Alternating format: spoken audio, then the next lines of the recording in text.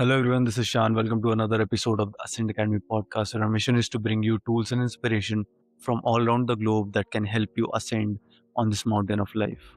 Joining us today for his third appearance on the show is our guide on the spiritual mountain, the relentless explorer of the inner world, a black belt in self-inquiry, my truest friend, Zahir Khan. Zahir is a Sufi mystic, writer, teacher, speaker whose work is both playful and razor sharp. There are no excuses when you're sitting with him. In this conversation, we explore the nature of self-realization and constant evolution. What you're about to hear isn't an interview, as Zahir beautifully puts it in the podcast. This is a conversation of one, which means it's an invitation to look within, to question, to sit with the paradoxes as they appear. I completely understand that this conversation won't be for everyone. There are no quick fixes or 5-step formulas. So if you're someone who's looking for something like that, with all love, this would be a perfect time to stop listening. But if you're someone like me who feels that undeniable pull, that quiet urgency to break free from the roles you have been playing, to finally come home to who you truly are, this might be exactly what you need. So without further ado, let's jump into it.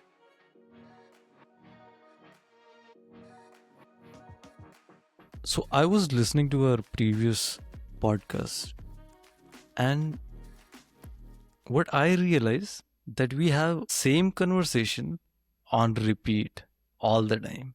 It's the same conversation. We are looking for the same thing. Yes. When I was going through that, I was like, so what is the point of this conversation we are having, right? Like, what we are interested in, what we are after? And then I realized that, although it is the same conversation we are having on repeat, what's different is the depth.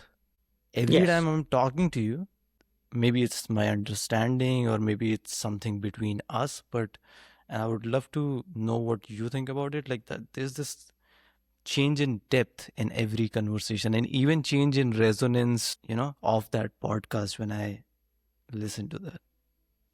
Well, I shared the first ever podcast that we did yesterday. It was really interesting. I took some time to listen. I don't normally tend to record interviews and then listen to them afterwards, but I took some time to listen. And I think in yourself, I've seen like a maturity that's happened over the years throughout our conversations.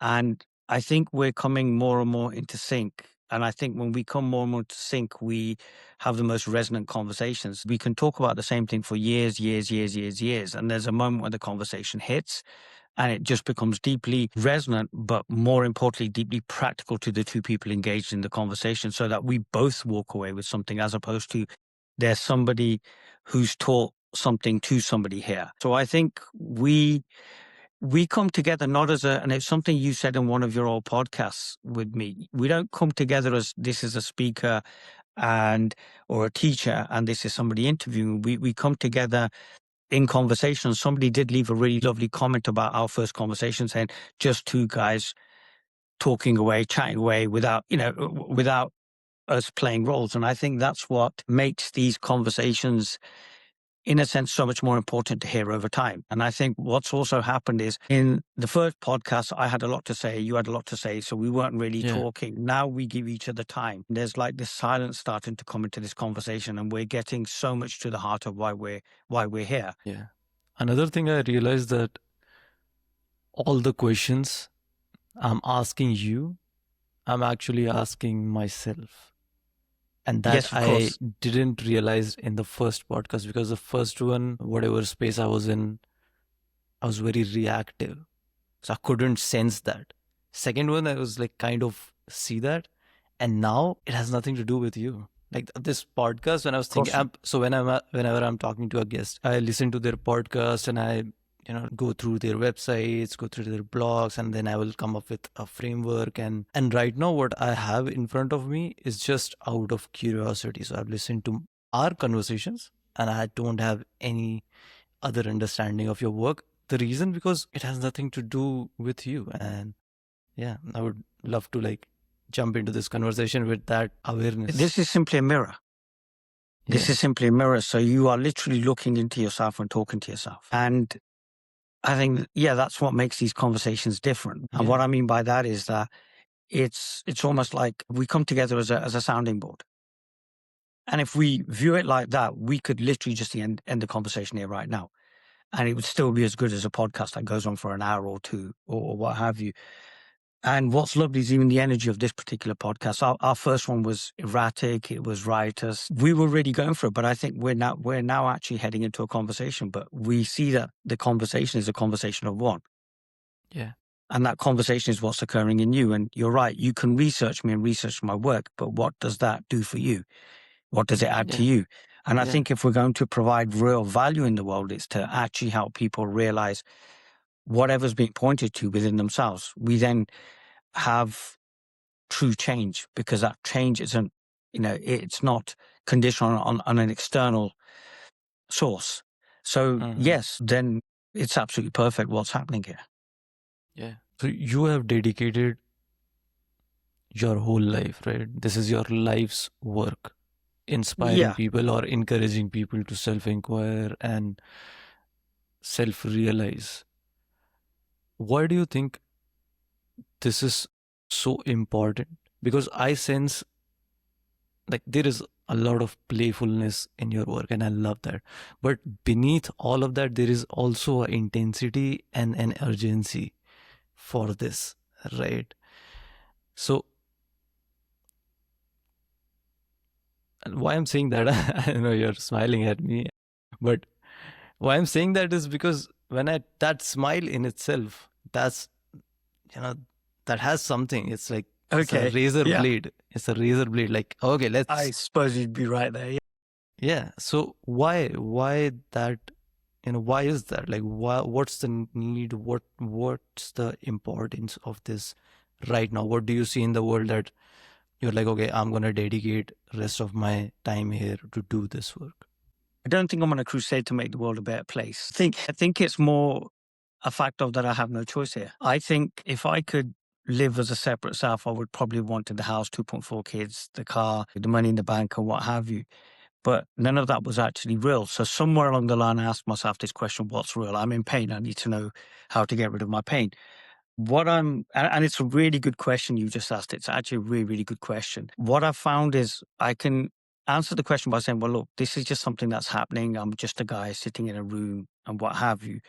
But that really wouldn't be an answer. I think that would be just an attempt to just push away. I think when we follow the ebb and flow of life, we find that we're free. And it's really just about not sharing that with people, but reminding them of their natural way of being. Because I've seen the beauty that it's brought into my life. I've seen the joy, the creativity, the connections I've made as well. I meet incredible people on a daily basis. And I find that incredible considering my background. And it's just reminding people that you can live your life authentically. And what I mean by authenticity is whatever's authentic to you. So it's not like this is the only way to see reality. It's like saying, this is what I've found. I'm going to Mm-hmm. offer this as some information, and it's up to you to do what you want with that information, as opposed to I have some sort of truth and I have to tell you, and you have to listen to that because that's the only way of being. And I think when people are empowered to discover their own way, I think we come into a much more fair and equitable world. And what I've found recently is, yes, we can talk about the geopolitical situations and we can talk about the fact that we have record levels of mental health, crises going on around the world. But what I'm finding is I'm naturally just getting busier and I'm naturally starting to talk about issues. Mm-hmm. But at the same time, here's a paradox. I really care about what's happening in the world. I see the injustices in the world, but it's almost like in my work, I appear that I don't care. Like you said, and I absolutely love what you said because you literally echoed a review of the book where somebody said, behind this high octane personality, there's this seriousness there.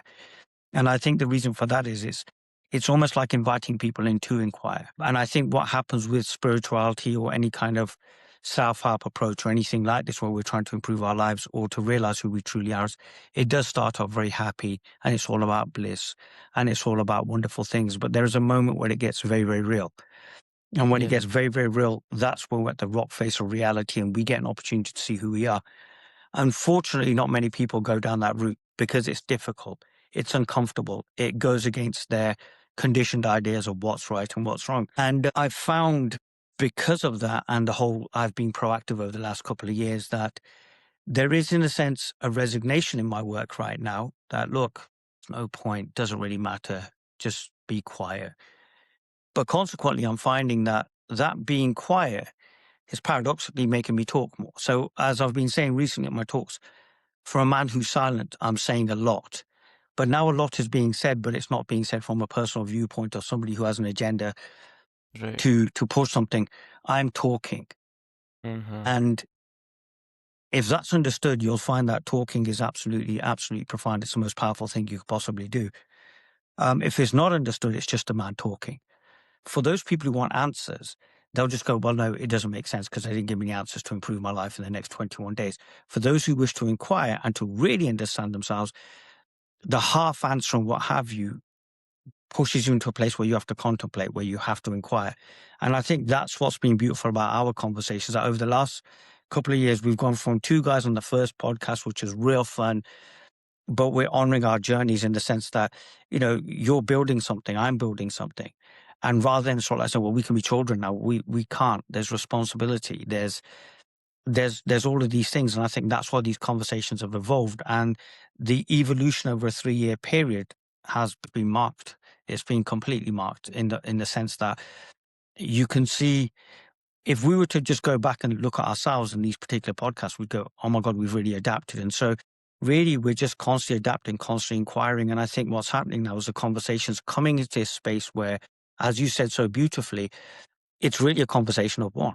I'm literally asking you the questions I need to answer myself, or I need to ask myself. When we see that, then there isn't a need for this so-called duality. And the speaker, the teacher, whatever you want to call it, disappears, because we find then Yeah. that the actual teacher we're seeking is actually within us. The actual answers we're looking for are within us. Mm-hmm. So it's really about holding up a mirror and saying, look, who do you see in that reflection? And we don't want to see that reflection because sometimes that reflection is absolutely horrible. And example, Oscar Wilde's book, The Picture of Dorian Gray, in which he sees this perfect portrait of himself and wishes that this portrait would take on all of his defeats and all of his losses, and he would just stay eternally young. So we all have our portrait that we're hiding away. And really, it's about sometimes allowing yourself to look at that portrait. But what's beautiful then is if we keep looking at that portrait and we keep inquiring, that portrait becomes more and more beautiful because it stops, it drops what's happening. So there's a really popular film called Nanny McPhee. And in Nanny McPhee, if you look at her at the beginning, she literally has crooked teeth. She looks absolutely horrible, what have you. And in the end, she's this beautiful woman. So what you'll find is you will literally talk to a teacher or a speaker as you actually are. So at the beginning, Mm-hmm. there was a lot of this erraticism. Now there's a man who's inquiring on the other side of this conversation. Is it right for me to then jump into that process and say, well, I know something you don't know and you've got to listen to me? It's really more about honoring what's happening there, just being of service. And I think when we can be of service, that's when we can really impact the world, because I don't think the world needs any more answers. I think we have more Mm-hmm. than enough answers. With the advent of AI, we have all the answers at our fingertips. And unfortunately, they're the wrong answers.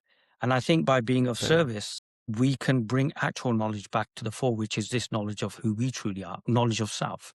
And I think that's what's so beautiful about what's occurring on this particular podcast now. Yeah. Yeah. Or you can say superficial answers. Like we have a lot of answers, very less understanding. Or the word you will use, realization, very less realization of anything. We just constantly consuming. So another thing I was going to ask you, but and then I realized like I need to answer for myself is what is true listening? Okay, so I am Okay. on this podcast, right? I'm a podcaster. I'm interviewing you and you're giving me answers, right? Or I'm out there, let's say I'm consuming information, as you said, a lot of information is out there. But what is true listening or true consumption, like which leads to not just superficial information, but realization and understanding? To listen from within yourself, to literally listen from within yourself. I think true listening in this context is an empathy with the other. And I think Right. so for me, listening right now is to be able to listen from your worldview. And if I can listen from your worldview, then I can also speak from your worldview, making any answer completely and utterly relevant to you. The conversation that we need to have is with ourselves. The listening that we need to do is from ourselves, because we are blocking out our natural answer. We're blocking our natural way of being constantly by looking outwards. So we're committing a huge violence upon ourselves because we're saying that we're not enough. And that's where resistance occurs and an agitation occurs. And we feel we don't have the answers. And yet, if we allow ourselves to sit with ourselves, however difficult that is, and there's something I mentioned in the last podcast, if we allow ourselves to sit with our difficulties, our emotions, the ones that we're trying to escape, when we sit with them long enough, we see that these emotions, these feelings, these mental health issues aren't actually real. They're temporal. They have a beginning, middle, and end. And there is something that's witnessing all of these, that's untouched by any of this. And I think when we sit there, then the violence that we commit upon ourselves by believing ourselves to be separate, by believing ourselves to be a certain way, we can let go of, and we can sit there as infinite consciousness. We can recognize ourselves as the ocean. There is then this deep relaxation, almost letting go of the story. Now, the story still continues, but there's no sense of grasping or holding on to that story or trying to define that story. And what we find is we're free then. So even though we are in this separate body mind, we're completely and utterly free. And there's a freedom there. And that's what's being pointed to. Now, that freedom exists in you right now, as and how you are, regardless of whether you're like, well, look, I'm listening to this podcast and I'm so desperate for answers, or I don't have the resources. I don't have the resources to go to that retreat or to that meeting, and or I can't travel 5 time zones to see that internet guru I really wanted to. It is really simple. You sit there quietly, be gentle to yourself, and ask yourself that question. Well, look, who am I? Who am I prior to all of this? If you want to complicate things, but just look, what's this all about? Yeah. So even softer than, I suppose, who am I is, what is this all about? Why am I here? What's my purpose? If I'm suffering, why am I suffering? This doesn't make sense. But what happens is we immediately go on this journey outward. Whereas if we were to sit with the difficulties, you said something really beautiful on the second podcast when we were talking, and you said, so I should stop doing podcasts. And I never got an opportunity to answer. I was like, well, yes, just stop. Just absolutely stop and be with yourself. And then when it's time for you to come out into the world, you'll come out, because you're honoring the natural flow of life.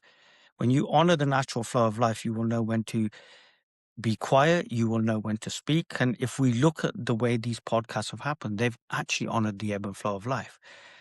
Because the keep climbing, we're ascending to the mountaintop, the hustle and grind culture would have had us producing content for the sake of producing content, because it's supposed forward motion.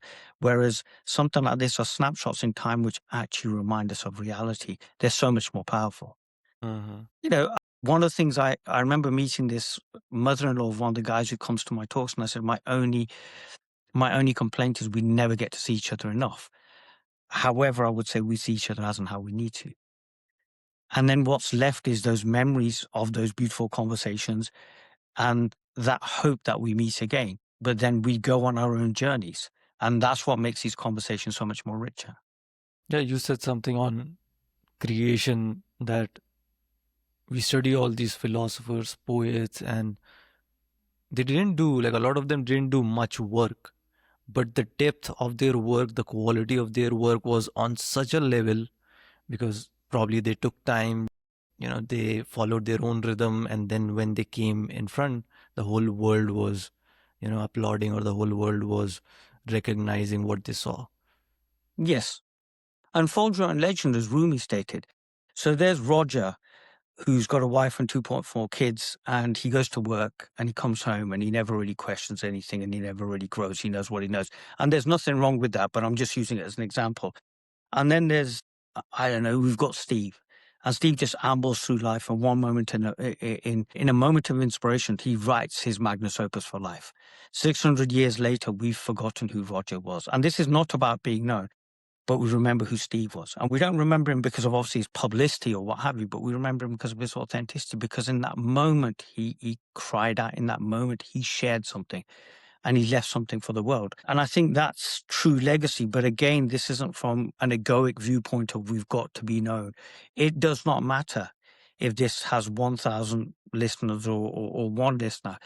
What really matters is somebody actually listens. And I think this is why the great philosophers and the great mystics of our time honored that ebb and flow. Again, if we look in the field of science, Newton, he was resting when he had his greatest insight. But we're told that we can't rest. It's a bad thing. And we have to constantly force insight, which is, again, a violence upon yourself. You're literally squeezing yourself to death. And that's why we see burnout. That's why we see this whole idea of quiet quitting. We see the world in the state that it is, because we have been conditioned into the idea of forward movement, but not in actual forward movement. And what I mean by actual forward movement is a forward movement that the philosophers and mystics honored, which was, okay, I'm going to write something. This is what I've got to write. I was watching something about Khalil Gibran the other day, and it appears almost like his entire life was about writing the Prophet. And if we look at someone like Abraham Lincoln, the American president, there were 4 days, so 4 years in his life where he achieved absolutely everything. His entire life was a failure. What's really incredible is there's a statue in Manchester, and it literally shows that when the Civil War ended, he literally was assassinated 5-6 days later. In other words, life in its efficiency put him there to do the work he needs to do and then took him away. And that's how this idea of immortality, this idea of his effort was able to stay, was able to transcend time and space. So if we don't look at time and we look at the timelessness of this, then it could be that this conversation's heard 100 years from now. It could be that this conversation is never heard. Again, this idea of the personal trying to make something happen here, that has to go as well. Because we're also wanting to be remembered. We're also wanting to be special. And if we look at social media now, Jung talks about this idea of personas. We've created a persona within a persona, and we're playing roles out, which, we're having to burn so much energy to sustain. If we look at, like, say, for example, AI now, AI has taken up a massive amount of energy. Well, imagine the energy that we're, expending just to even create that. And yet in our natural way of being, the energy is so efficient that that entire energy can go into a body of work, which is then eternal. And the beautiful thing about that is that eternity can appear and disappear as and how it needs to. In that way, it's efficient. So if you look at example, the Rubaiyat of Omar Khayyam, it was completely lost in the Arab-speaking world, and then was found by an English gentleman hundreds of years later and brought back into ascendancy. So we find then that really it's nothing to do with us. It's actually life. We're conduits for life to do whatever life wants to do. It can even bring our thought processes then. Did I have the idea to start a podcast, or was there something greater than me working through me? Yeah. What gave me those experiences for me to be sitting here right now? And that's when we start actually asking the questions that really matter. And self-inquiry, as I've said so many times, is the basis for the scientific method. If you look at the scientific method, it's probably more in alignment with the mystics than ever before, because we inquire. The Higgs boson particle was discovered, 40, 50 years or so before the Hadron Collider confirmed it. But then how do we know? How do we know these things? And I think when we're living from a place of wholeness, where the so-called mysticism within us and the logic is completely aligned, that's when we do our greatest work. In that space, but we are probably even running further from that We're space. terrified. We are running. We're terrified. We We've think been we are told that this working is not a hard. We good are place to climbing. Climb inwards. The realization you will have at the mountaintop will occur to you when you're at base camp, if you allow it to happen. So can I have the same experience climbing to the top of Everest at base camp? Yes, I can, by realizing I am. It seems like people have to get to the top to realize that this was not where they wanted to be. You've literally echoed something that was said in the first podcast, and I think it was the first 5 minutes, and that's where the smile came in. And it was literally a case of, you do the journey only to realize you didn't need to do the journey. So it's about recognizing the wasted effort in our lives and cutting away that, removing that which is unnecessary, to see the necessary. And the necessary is you, as you truly are. Now, what's beautiful is that's not an egotistical position to take, because there's a humility then, because we then see that we are in this place of not knowing. Now, the beautiful thing about being in this place of not knowing is we're then really open to the wonder and mystery of life. Whereas if I take a position that I know and I really know, which is what we see in the separate self, we then create this resistance, because then when reality doesn't move in the way we want it to do, we complain, we're unhappy, we're angry, we're depressed.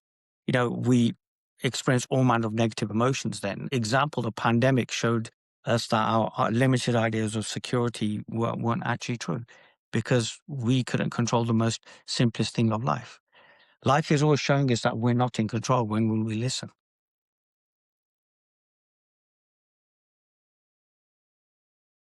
One thing which blew my mind, and I've spent a lot of time thinking about that, is you asked me this question that have you ever had an original thought? God, yeah, yeah. What is originality? We're always trying to be something. We're always trying to fit in. When do we then get time to actually examine who we are? And if we don't get time to examine who we are, then how can we have any originality in anything we're doing? So it's all comes back to the question like who Are you? I truly am. Yes. So how do you start to recognize that? Like if we bring this down from the mountaintop to the valley and try to understand this and inquire into this statement, and so what is this like? Is it something which is coming naturally to me? That's how I know, like, okay, this is who I truly am. Or is it my inclinations, like, okay, I'm getting attracted to this particular thing, I'm seeing 100 things and this one thing stands out to me. Like, where does it starts? Why do you keep interviewing me? Why do I keep interviewing you? You've That's a got some great wonderful question. guests. You've got some really wonderful guests who offer so much information, but you keep interviewing me. And life keeps bringing us together. And then for some strange reason, people keep listening to these particular podcasts way after they've been recorded. Why? What do you think they're picking up? What do you think they're being reminded of? Yeah, personally, I was looking for you my whole life. That's why. I Then maybe I was looking, looking for you as well. So then what is the purpose of our conversation? And I think that then and I asks wasn't us to focus. interested in, when I started this, I wasn't interested in information. But all I got from this world, from the people I talk to, is an exchange of information. Who's smarter, who has more information, what is the point to prove in this conversation. And my whole life, what I was looking for was a friend, a true friend. That's Who beautiful. is more That's like a absolutely beautiful. mirror to me, where I can see myself and I can ascend or evolve or change or self-realize and know truth about myself. Who's accepting of who I am in that moment, right? And at the same time is there without any judgment, so I can do my work, if that makes sense. Yeah, that makes perfect sense. Yeah, that makes perfect sense. That's beautiful. That's absolutely beautiful. I'm at loss for words, which I think is beautiful. And I think if we can come together in that beauty, then the idea of the apparent other, the idea of me or you disappears, and we recognize ourselves as this one consciousness. And that's where we experience true love, and we experience true friendship. And we experience even more than that, true harmony. We then also collapse the idea of time and space. And what's beautiful then about collapsing this idea of time and space is we realize we're here, one without another. And then there's not even a need to even, in a sense, speak, because there's no space for words. There's just this reality. And I think that's what brings people together, because why would the first podcast even happen? And this is us now really starting to kind of like, it doesn't make sense. Why would I be on a podcast with some guy talking about climbing the mountains and we've got to grind, and every other guest is like, a money mastery expert, or, knows about this or how to goal set. I don't know these things. I have no idea. I'd love to tell you I have these great ideas. Why would you I be on don't. a podcast with a guy who's drinking Coca-Cola, not a green tea? Do you know what? Doesn't Exactly. make it But not a that's matcha, that's not a matcha exactly why I'd tea. be on a podcast. But that's exactly why I'd be on a podcast with a guy drinking Coca-Cola as opposed to green tea, because I think sometimes there's way too much judgment. And I think what's happened is over time, there's just become this real love that's kind of appearing and has appeared between us because this doesn't make sense. But I think when we have those moments when things don't make sense, that's really reality saying, pay attention. Mm-hmm. And we've both got a similar background, which I just think works. And what's lovely now is there's this lovely group of people here. We're all from similar backgrounds, and we're going, well, what is this thing? Okay, we think you know, and I'm saying, well, no, I don't know. But then why am I talking to you? This is infuriating. And then we get to that realization of, hold on, I actually need to answer these questions myself. But what's beautiful here is that we're literally echoing what happens at talks. So people are getting an insight as to what would actually happen if we sat there and actually physically were in front of each other to talk. But now with technology, we can have these conversations as well. And when they're deeply resonant, we've got to ask ourselves the question, where is that resonance occurring? And we find that the resonance occurs within us, which basically means the alpha and omega of realization is you as you truly are. But then there's a humility there because the apparent self, the separate self, dies or just goes away or sees that it is of really just to be of service. So our purpose is to be of service, but to what and to who? And these are those eternal questions which they're not there, they're left out there in the ether and there isn't a need to answer them. But the beautiful thing and the hope here is that they will be answered as and how they need to, which is, this is the only way this podcast has survived between us. That there has been this introspection that constantly goes on. And what's beautiful is when we did the pre-podcast call this time round, there was some, he's talking about climbing the mountain and I kind of realized that it really isn't a mountain anymore now. So, I love the description in the second one when you were like Zahir Khan, the master of Mount The Meta, master absolutely of gave Mount me so. Meta. But I absolutely loved it. I got so much joy out of that because I could see it wasn't because our title, it was You the are love with which you you are said the it to. master of Mount Meta, and But so are you. And the point is, when will you realize that? Your mountain and my mountain aren't dissimilar. I'll give you something much more beautiful. I absolutely enjoyed the love with which the love to which you said that. That's more profound. That you gave me enough respect and love, and also at the same time, that sense of fun there to be able to say that. To me, that was humbling to hear that. And it's not because, oh yeah, God, I'm something special, because it was saying, look, here's somebody exhibiting love. And that love is the answer to all things. And if we can right, experience that love, regardless of whether we're sitting in the middle of, like, I don't know, a meeting with 18 investment bankers, 24 lawyers, and, 34 accountants, and we can still experience that love, then we're onto something.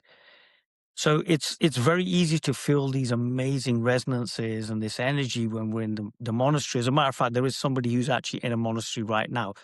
And it's hilarious because they're constantly texting. And it's like, what that says is, wherever you go, it's not enough until you're enough.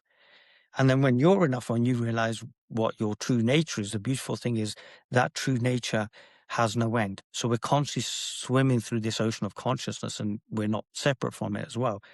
And it's literally now saying, well, this thing that you're ascribing to me is occurring in you. So they say that the best of teachers teaches you in a way where you feel you realize yourself. So ultimately, in that realization of self, you realize the teacher, the student, the seeker is all occurring all at once within this space. Hence, speaking to a dear friend in a waiting room, going, I'm taking you as my teacher because I love the way you experience time. When we see that, the idea of the other, which is why I love these podcasts, because it's not somebody interviewing someone and, so Zahir, can you tell me your first experience? Well, when I was 4 years old, I looked out at that's wonderful, but we're actually conversing. And what's happening now is there is roles being played here. That's evident. But becoming aware of those roles gives us great freedoms within that role. So when we become aware of the role that we play in our life and our story, it gives us great freedom where we can chop and change. That's where true growth happens. That's where real change work happens. And that's where real healing happens as well, because we find that the story was simply as a story. It was a question that life was asking itself. And as such, it doesn't hurt anymore. It's just something that happened. We can then stare at that story from a place prior to the story passively and see, all right, it's just a story. It's a bit like that film Wizard of Oz, where in the end she goes, oh, it was all just a dream. And it's about waking up from that dream. In the end, she wakes up with that dream and she's had this fantastical adventure. There's been highs and lows. The Wizard of Oz has turned up. There's been moments of despair, moments of joy. But she's actually at home in her bed, surrounded by people that she loves. And she's absolutely fine. And I think it's about saying that you're absolutely fine. When we live from that place of we're fine, we start examining stories, we start examining other people's stories. We go, wow, this is just one beautiful pattern that's been put together to point back to itself. Consciousness, as a lot of people on the spiritual scene, is losing and finding itself in some divine play. And I absolutely love quoting Shakespeare, you know, this whole idea of life is but a walking shadow, full of sound of fury in the end, signifying nothing. But in the end, it's a bit you take out, signifying nothing. But in that nothingness is an everythingness. There's a fullness. There's an absolute fullness in the void. But sometimes we stare at it and we've been told that I stare into the void stares into me, I might lose myself, this is something scary. So, but at the same time, for those who wish to inquire, they go past that conditioning of, is it really scaring? Is it really wrong for me to live as I actually am? And what happens is they visit this place of consciousness. They then recognize a familiarity of this place because they recognize it as themselves. And as such, this moment of release, which many call realization, is when the story goes back to being the story, the mind goes back to being the mind, and you go back to being you. You are now the owner of the house, as opposed to the mind being the butler of the house that took over. Everything then just works. It's completely in place. And life then is lived. That doesn't mean that, oh yes, we're sitting then on the top of Mount Meta with every answer. If anything, we go, I'm sitting on base camp again, but great, I get to climb again. So we're constantly climbing. And the beauty of it is we're constantly climbing without a summit. Right. With the hope there's a summit. So there's, someone said, there's never a pinnacle. There never will be a pinnacle. And that's wonderful because, wow, what joy in the journey. And the But beauty the of that journey is that itself is a climbing destination. becomes effortless then. Like there was earlier the Hugely. climb was treacherous. It was like I'm on an uphill climb. Let's go. I have to push. I love that And version now- of you. You were great. I love that version of you. You were brilliant. I mean, it's the way you dress now, the way you look and everything. There's this image coming into play and it's absolutely There is wonderful. still a storm. was great. It's just calmer. It's just a storm. It's still calm. I love it. But that's why I do this podcast, because this podcast, if we were to look at it, it doesn't really make sense to do this podcast. And yet it seems to somehow work. It's somehow life keeps bringing us together. And, so, you could wake up one morning and you could turn around to your significant other and sort of like say, well, if I'm really honest, I don't know what he's talking about. Why does he keep coming on my show? And, I could be sitting there going, why do I keep coming on this show? And the beautiful thing is to realize we have no choice. And what's lovely is our conversation is becoming closer and closer and closer. It's just lovely if somebody was to watch them in order, because they could see just an evolution going on of just two people. We're not special in any way, shape or form, but it may offer some pointers. It may not. You may be triggered and say, how dare these two be talking about a certain Indian guru? But even now, we haven't even mentioned him once because, look, No way we are it's special. beautiful, We are but just life's about something else. two guys who are trying really, really hard. Yeah. But the beautiful thing is I almost feel that we've stopped trying, and now there's a surrendering to life and there's a surrendering to the ease, and as such, we're Trying now not to moving try, into the let's work say. momentum. Trying not to try. Yeah, I trying think we're to moving fuck into the up. work. As you said, what you said? Trying to mess up. Trying That was to what you mess said in the up. first one, yeah. It's really funny because somebody made an observation about that. He goes, when he made that comment, he goes, this little smile flashed across your face, and I thought, oh God, he's in trouble. He doesn't see that.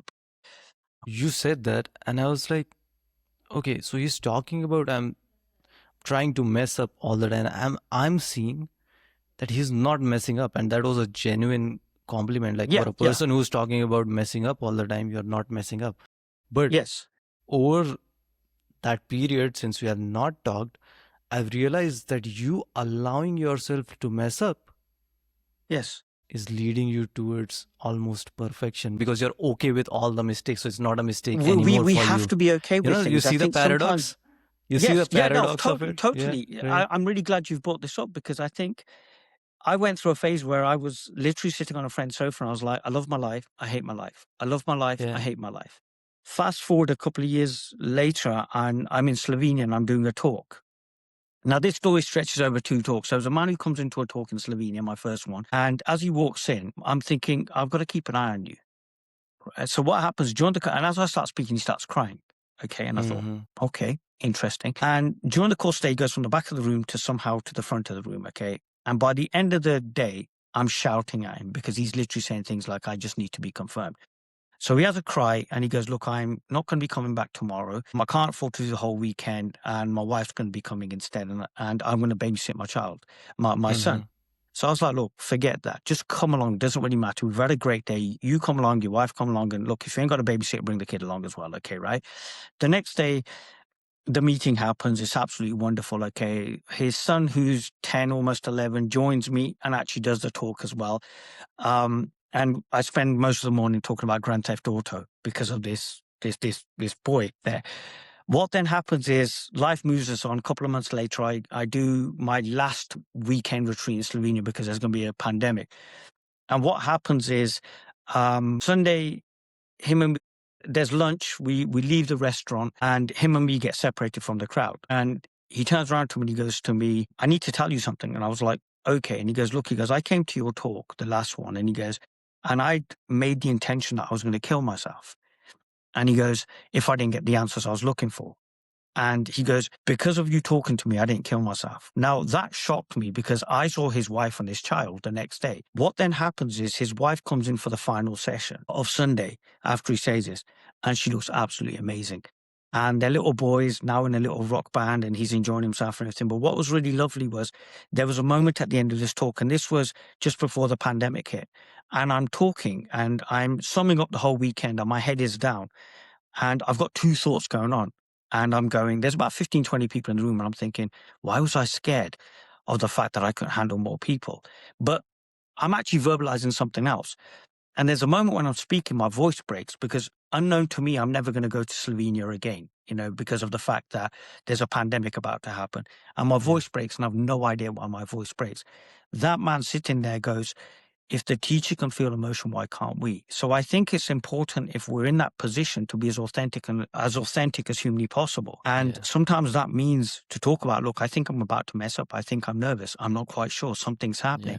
And if we go through enough rounds of that, there's a moment where those things don't matter anymore. But when we suppress those things come back later to haunt us.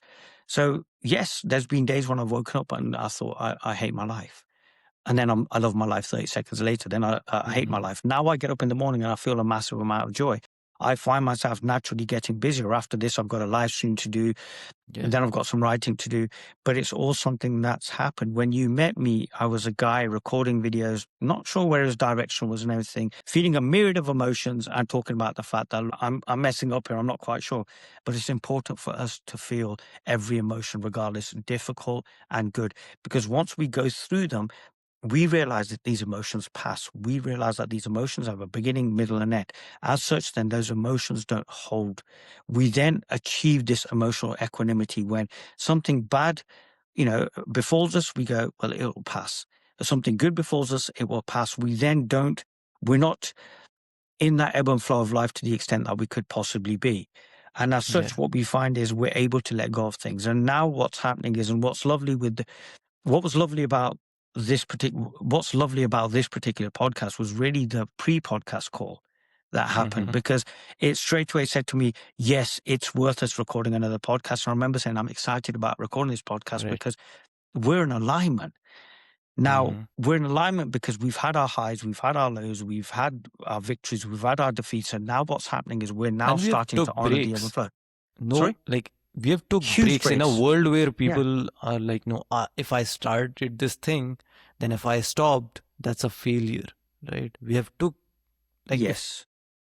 whatever that was, we were called to take breaks and we respected that and we stopped doing that. And now we are.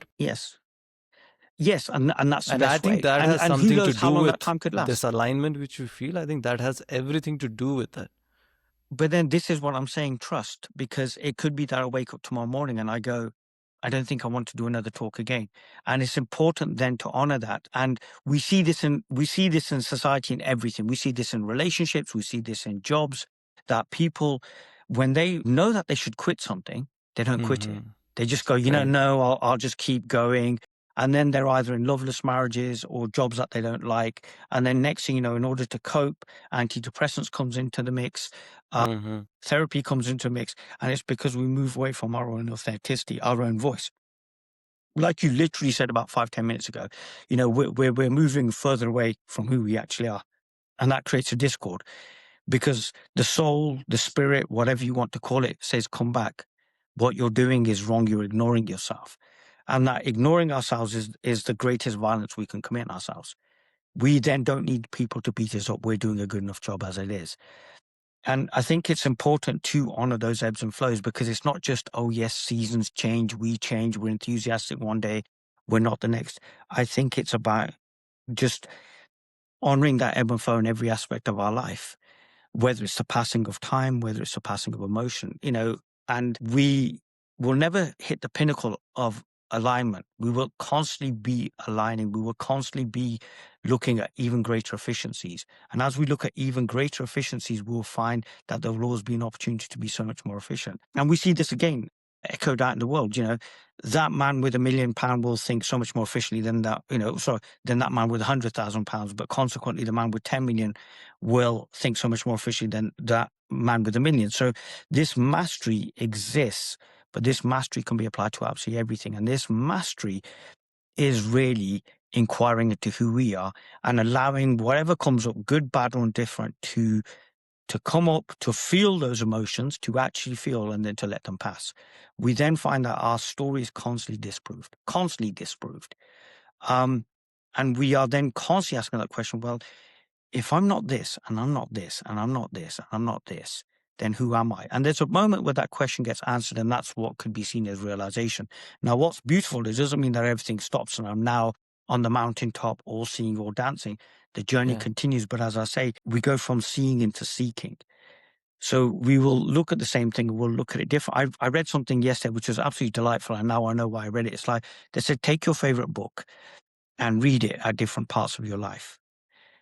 Because what you'll find is you'll read the story differently. There'll be different perceptions as to what the characters were about and what have you. And I think that's what this is about. Just looking at the same picture and looking at it constantly and seeing different things and different subtleties and different shifts. And that's what life is. That literally is what life is. So there is a level of transcendence, or there is a level of, let's say, in the climbing vocabulary, the overcoming of our past selves, identities, conditioning, our rules, or the stories which we have, or you say death of the character. Who is overcoming? What is being overcome? And what needs overcome? And what happens if there's no one overcoming? Nothing needs to be overcome, and there is no point overcoming anything. You're free. What happens if it's exactly you're free? There you go. There's the answer. To be as is. So these things appear in this isness, in this space. And then you start living as you're talking about last time, living from that abundance, like a place of abundance and infinite possibilities. You live from where you are, where you truly are. So the world opens up to you because what's not and yet happening the beautiful is, thing is the world could completely close on you, and that's absolutely fine as well. So you could find yourself just sitting in a corner in complete silence and be completely taken care of by life because you're not separate. And then you could be in the midst of a complete and utter war zone and still feel at peace. something what I'm realizing, like whenever we consume content online, or whenever even my mind seems to be has conditioned by the culture and society to seek for, even when you're saying that, I'm like, okay, so what happens? What changes? How do I evolve? What is the improvement? How do I move towards success? Like, how is this thing is gonna help me succeed in life? You know, Dead everything simple, is about stop. that. Every single book, every single move, how this thing is helping Really me. simple, stop. Allow yourself to actually see what's happening as opposed to what you think is happening. Because what you think is happening is based on a thought, conditioned patterns, and it may not be in alignment with what is actually happening. I think sometimes what it is we want linear answers. Cause and effect has to be honored. And this doesn't honor cause and effect because it sees the hollowness of cause and effect. It sees the fact that the world is illusory, but it honors the world by literally being authentic. So true success is is realizing who you actually are, and then actually seeing things as they actually are, as opposed to what the conditioned mind, the separate self that's seeing through the veil of conditioning, sees. So we don't really clearly see when we are in this separate self. We see what we want to see based on our ideas of what actually is, which is something that's been conditioned into us by either an educational system or a religious hierarchy. So we never see anything. And one of the questions I tend to ask at talks, and it's quite pointed, is, have you ever seen your children? Have you ever seen the woman you love, the man you love? Because invariably we're looking at these so-called others through this veil of conditioning, through this veil of, I have to be a certain way. When we drop those veils, we see that the other is us. And as such, it can feel like a conversation with oneself. It can feel like I'm in love with myself, because we realize that there's a singularity that animates all of us. And as such, there's connection then.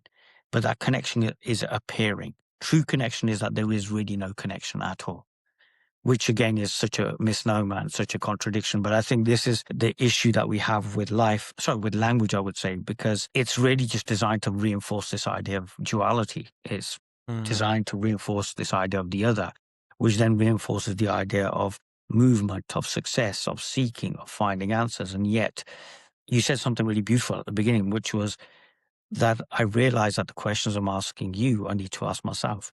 That's now starting to honor the singularity, this oneness that exists, that is permeating and animating absolutely everything in this conversation and in life. And you will take that supposed journey, which is happening in now, as and how you need to. And that's why these conversations are literally almost a really lovely way of just documenting this. And then there's bits that are private. So we have our private conversations, and they're like, we're recording those and what have you. And sometimes we don't. Should not record that. Yeah, we don't record those. Example, ringing me at 11 o'clock at night as I'm walking through Manchester. But then there's these which are like for public consumption, because sometimes what you'll find is the conversation is literally dictated by the energy that's occurring. So example, I do live streams and I literally say, you're creating the conversation. So some nights it could be completely erratic, and before you know it, the hour's gone. And on some nights it's like, oh, this is really dragging itself, and it's about honoring those movements. Yeah, I wanted to talk about, so you always say, I'll just quote you. So you said, when you go from seeking to seeing, becoming to being, you're operating from prior to mind. So you move a lot faster, because then your mind becomes a tool. Yeah, the mind is just a tool. It's a tool of creation. It's just something that's needed to help us exist in this illusion. The paradox here is, like, we were just talking about podcasts, and I was about to say, you're right, the podcasts are pointless. Let's end the interview now and let's delete all the interviews. And yet, here's the point, the interviews will continue. Why? Because it's demonstrated to us that we have no choice here. And that choicelessness is who we truly are, which allows us to operate very freely, as opposed to the idea of, I have choice. And that occurs in this idea of the separate selves, in the separate self. Why I have this here is because this seems to be summarizing your whole work, from going from seeking to seeing, becoming to being, and operating from prior to mind. And when you do that, and maybe not even operating from prior to mind, just to add that into the mix. Because what is prior to mind? Yeah, it means nothing, actually. And really, if it doesn't mean anything, but it's pointing to something, what could it be pointing to? Yeah. It's pointing to nothing. That's why I'm saying it means nothing, because it's pointing to. But then what are you? If you are prior to your mind and to your story, then who are you? I think that's where the suffering starts. That's where, when I start exploring this and I'm like, okay, so what am I? And then I'm getting closer to this, right? And you're like, you're not even this, you're not even that. So I'm like, okay, I'm nothing. And can I handle that? Yeah. That's the whole, point where I don't know if there is some sort of courage you require to do that, or some people naturally have that in them. No, it's naturally in everybody, including you. You're wondering if it is, which is why we seek, because we believe we've lost something. or something needs to be attained. But the fact that we know something's lost or something needs to be attained means we already know it. So you already know it. How can you not know it? So what is the, Maybe that's the question. How can I not know this? how can I forget ABCD, right? Exactly. How can you forget you? How can you forget you? I took the movie too seriously. When I was handed the script, I was like, I'm like the best You were actor in like a the world. superhero. You were like, I'm going to be a I'm superhero. gonna go into it. I'm gonna master all the dialogues. I'm gonna master Yeah. this character. And while I was doing that, I just forgot that it was a movie and I was paid to act here. And there is nothing wrong with that. Seems like that. There's nothing wrong. There's nothing wrong in mastery. There's nothing wrong in mastery. But become aware of the So one there's that's nothing looking to wrong master. with master this role. That's what you're saying. The role I've mastered, there's nothing Become wrong with aware of that. the one wanting to master, and question its motivations for wanting to master. Why do you want to master? What are you looking for that you want to master? Fear. When you ask that, all I sense is fear. Like What are why you fearful I'm of? not becoming Becoming what? whatever. Well, what are you trying to do? What am I trying to do? Like in this life or right now? No, right now. What are you trying to do? Whether it's in this life or right now, again, you've tried to move away from a really simple question. What are you trying to do? Bring it down to actually why you're here. Because there is obviously a purpose for this conversation. Even these podcasts were never to see the light of day. There is a purpose, and the purpose is this conversation between us. And we can break that down even further by saying, well, what is purpose? Which can then ask us, why are we doing this? I'm just simply trying to live my life. And everything seems to be a hindrance to that. As you said, Which is why you I talk would about say, oh, but you're not just trying to simply live your life, because simplicity is not something you're familiar with, and simplicity is a misnomer because you don't know what simplicity is. Because there's this complication of I've got all of this and I'm learning all of this and I know all of this. And simplicity is the unknowing of all of this and being completely open to anything occurring in any moment, which basically means it's richness and abundance in the truest sense of the word. It would then mean dropping this character in order to, because the character can't accommodate consciousness, because it's almost like the entire ocean can be fitted into a glass, into this nice, neat package. But that which wants this nice, neat package is separate and is doing it so that it doesn't have to accept itself as it actually is. Accepting yourself as you actually are allows you to see that the mind, the character, the character appear in this play of consciousness, not the other way around. What causes the stress and the agitation is that the character believing itself to be real and believing that it can somehow master something or know something, which is something it can never know, because the character itself is limited. It has almost definitive parameters. And how can something with parameters know something with no parameters? And yet what you truly are is that which are parameters, which is why Walt Whitman stated, I contain multitudes, because we realize that life is this ever going on contradiction. That we'll say this, we'll do this. And it's about honoring that. And so like saying, well, now, and the mind goes, no, I'm jammed at this because I really need this to be the put mind into is something constantly simple trying for to me. define myself and Yes, not and the allowing mind then myself loses. to, Yeah. I am who I am, like in that moment. But this is where the mind then has to rest. Sometimes The mind has to stop. there is no limit to, or there is no strictness to who I am. I can be That's this, what I can be agitates that. the mind, and that's what the mind doesn't want. The mind Yeah, wants that everything freedom to be, just scares it. Like that's what the fear I was talking about. Like that's yes, so scary. Now I can pinpoint like what you're yes, asking. What are you afraid of? It's like I want to be free, but at the same time, the paradox is I'm scared of being free. yes. But what's scared of Because being there's free? And what's scared of uncertainty. being free is the mind, because you are already free. Right. And the mind is saying, no, we don't want to go there, because the mind is trying to ensure its own survival here. And what the mind doesn't understand is that the mind will be absolutely fine. The mind will still function. The mind will do what it still needs to do.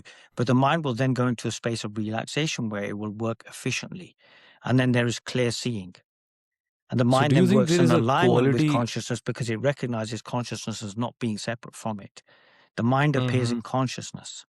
Some would say that the consciousness appears in the mind. If it appears in the mind, then that's absolutely wonderful as well, because it gives the mind the possibility to be free. Yeah. Now I know why we are doing this conversation. Perfect. Absolutely perfect. You've made my day. So the mind in itself, which is a construct and an illusion and a character, as you were saying, in a movie. Oh, but it feels so real, that doesn't it? character in the movie, while it's in the movie, needs to go to a phase or a place in that movie where it realizes or gets to an evolution where it's comfortable with being a character and a tool, and it understands that and is there, and now there is this presence or there is this awareness. I don't know where I'm going, but The hero seems wants like to I'm win at getting the end somewhere. of the Seems hero like- wants to win at the end Yeah. of this film, and the hero does win. The hero does win because the hero recognizes what actually is. It Exactly. recognizes the illusion of this whole thing. What it then realizes, would I say my mind is the enemy? Would I say that my mind is, oh my God, I have to find my mind and this and this and that? No, my mind works in alignment with this, because how can it not? It's not separate from this. So the mind is consciousness agitating Right. for the so-called separate self to remember itself. Because the initial agitation always occurs in the mind. And if everything is consciousness and the mind is an aspect of consciousness, that's being used for us to recognize who we truly are.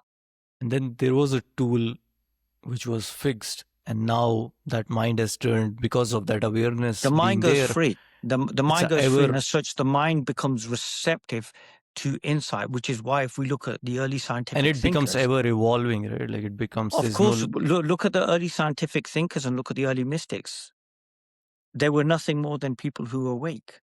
That's why all the Right. parameters of science were able to be sat by put down by your Aristotles, your Platos, your Zahirs, and all these different thinkers from different traditions. And that's why, if we look at it, because of this disconnect with the divine, science hasn't really moved.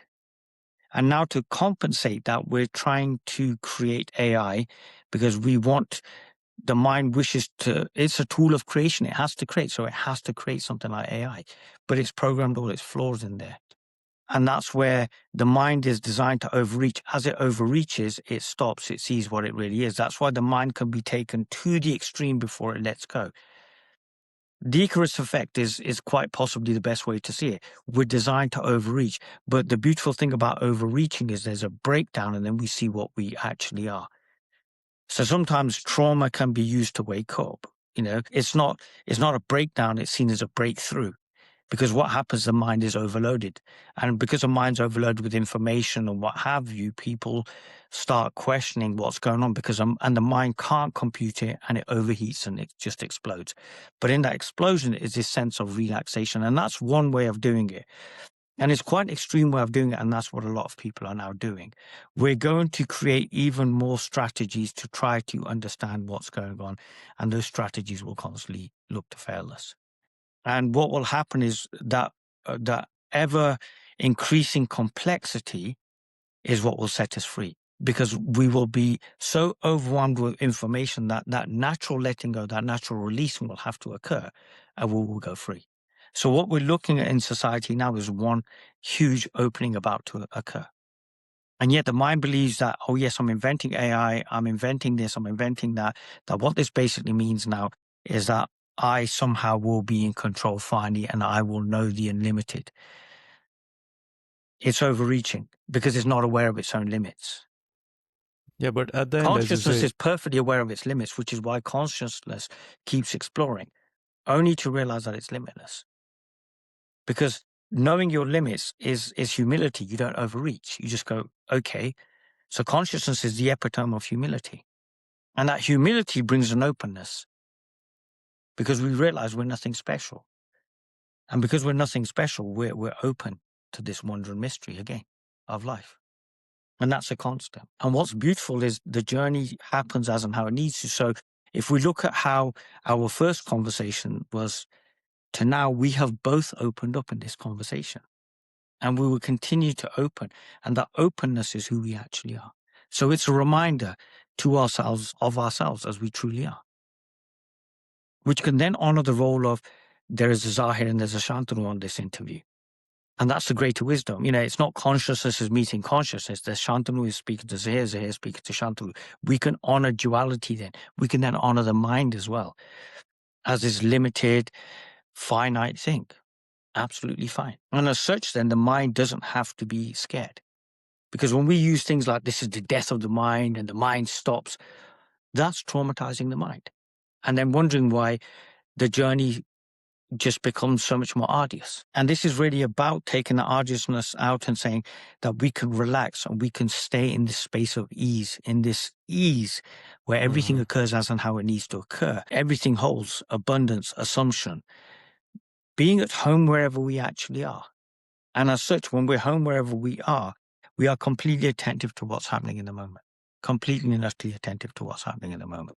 And why do you think it's so hard? So in this Because we make it so conversation, hard. Because we in this want to make it so conversation, you hard. have pointed me back to the simple To you. truth right in front of me. Right? Yes. I have pointed myself back to Yes. or I can say I have allowed myself coming back to Here's that. the best bit. I right? didn't point you and you didn't allow yourself. So I didn't point you and you didn't allow yourself. Just to add another variable in. I realized it. Like whatever. Isn't that beautiful? Isn't that you?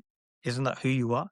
Isn't that sense of comfort then, the sense of familiarity? So what I have, what I'm getting into, like, so what I have figured out or realized that I can do that right now, and which I couldn't do 2 years ago, and which most people are in that I'll position. take it one step further and say you can't do that. You don't need to do what you already are. Yeah, exactly. You can rest as that now. So why it's You can rest as so that now hard because for that's everybody you. else? No, it's not hard for everybody else. It's just the idea that it's hard. You are that right here and right now. Whether the mind is confused, whether it's wanting an explanation, Yeah. you are that. And there's this constant pointing of you are that. And when the mind brings up something, it's again repeating you are that. But not as a mantra, not as a technique. And that's all this is. It's a pointing to say you are that. And the joy of this conversation is it's two roles playing out this conversation in order to be brought to this point where we say you are that. And there's a recognition of you are that. And it's not very hard. And there's a sense of comfort, there's a sense of familiarity that, okay. And sometimes just that, okay, I think it's absolutely because we are anything. trained to do, because we are trained for outcomes and trained for, conditioned for success. So when somebody's like, there's nothing to do here, it's very hard to understand. And like, hey, the thing is that there is nothing to do. And like, what the hell are you talking about? There is nothing to do because even that transcendence or that ascending or that journey outwards keeps coming back here, because whatever you feel at base camp, whatever you feel at the summit is actually happening in the same person. So if we can say what's happening in me, then all of that transcendence, ascendance is actually occurring in this space right now. So the journey and now are completely and utterly in unison, even though they appear contradictory. Again, it occurs in you. And I'll repeat that. Again, it occurs in you. You are There's that. nothing outside myself. So everything outside. You are the universe seeing, looking, and experiencing itself. Which then begs the question, God, who could I be? And there's your infinite possibilities there. There's your infinite choice. There's your infinite growth. There's your infinite realization. There's your infinite insights. That is living in the truest sense of the word. That's the adventure Then there's no of life. ascending. Ascending is too slow. Right. It's all here. It's all here, right here and right now. Ascending Become is too aware slow. of I love that. Become aware of the fact that you are aware and you are. Ascending is too slow because ascending is linear. It's step by step. There is no movement. Last thing, before you go, I want to discuss what's happening outside, right? So you always say that everything outside of yourself is a mirror pointing back to you. And right now we are going through this AI revolution. So what do you think We are trying to wake up. Yeah, what do you think is pointing back to us? We are agitated. We are trying to understand what's actually happening. And society, there is really no internal, external, but let's play with that. Society as a so-called external is just mirroring back to us who we actually are. And the beautiful thing is we can use the external to create, in a sense, almost an agitation, to be scandalized, to be shocked, to actually meet ourselves and say, look, what is this all about? And then when we experience that peace within ourselves, we see that there is nothing but peace everywhere. That's the whole reason for literally just speaking about this. Yeah, one of the great realization for me was that, okay, we are trying to, like, it gave me a lot of self-understanding. So as humanity, we are trying to create this tool, right? Like the outward, like what if this tool existed outside? And what if this tool had even more capabilities than even our mind has? So looking at them creating it and then looking at the limitations of that and looking at like, okay, what they can replace, which is almost, nothing if you really, really think about that. But it feels like it's almost everything they are replacing. And I am here who's gonna, turned worthless, as this fear about like, okay, AI replacing us. Yeah. So once it has replaced everything, what's left? Nothing. And what's left when it replaces everything is us as we truly are. So what's left? Us as we truly are. If we take this opportunity that life is presenting us, because our educational systems haven't provided us with the ability to cope with the rate of change. So it'll create agitation. As Rumi stated, the wound is where the light enters. Our agitation is our wound now. I don't understand. I don't get this. I could be obsolete now. Will I be obsolete or will I go to zero? I will go to zero. And as I go to zero, I will be alive. And as I go to zero and as I go to this aliveness, I recognize myself as I truly am. You are on a journey to find yourself. And yet the funny thing is you're already there. And that's what all of this will do to us. It will take us on this huge journey, put us on this merry-go-round, on this roller coaster, better still, that goes up and down and everything, full of sound of fury, signifying nothing. But in that nothingness, we find everything because we find who we truly are. Then there is an actual exploration that occurs, an actual inquiry. And as such, I feel, and I'm echoing a very big speaker in America who was, this will just be an opportunity for us to realize who we truly are. Everything is an opportunity to realize who you truly are. And recognizing who you truly are isn't something that is static and just stops. It's a constant. We are constantly realizing who we truly are. And that's the joy and that's the gift and that's the blessing that we are constantly realizing who we are. Yeah. Yeah. We keep coming back to it and the depth of that. And one day we come back to it to recognize infinite. that we've always never left. We come back to it to realize we never left. And that's realization because we stop there. It's paradox upon paradox upon paradox. Yeah. That's why some people's brain just blows, like literally blows. And yeah, but it's an act of kindness, it's an act of mercy, because then what happens, the mind comes back and the mind goes, oh my God, you didn't blow me away. You literally just helped me go free. And as such, I can recognize myself as what I am. If everything is consciousness, even the mind is consciousness. And as such, the mind is not the enemy. The idea of two occurs in us. Yeah, this has been more profound than I thought it would be. It's been beautiful. Thank you. Thank you so much. And unfortunately, we have to land this plane somewhere. Somewhere. So I always like to ask my guests that listening to everything you have said, somebody has to take one action step. And I'm always scared asking you this question because you're a paradox. So yeah, it's not going to work well with you. But still, I'm going to ask you that if there is something somebody can put into action after listening this, what would be that? Be who you are. Not what you think you are. Be who you are, not who you think you are. Be who you are, not what you think you are. Which might make you question, who are you? Amazing. Thank you for blowing my mind off at least 15 times throughout this. And thank you for coming on the show again. I'm really glad that I get to do this. I feel really privileged for these. Like I get to just experience what we just experienced here. And please keep coming back. I would love to have you, again and again and keep exploring the same topic which we are exploring again and again. And before you go, if anybody has to find you on the web, where they can look.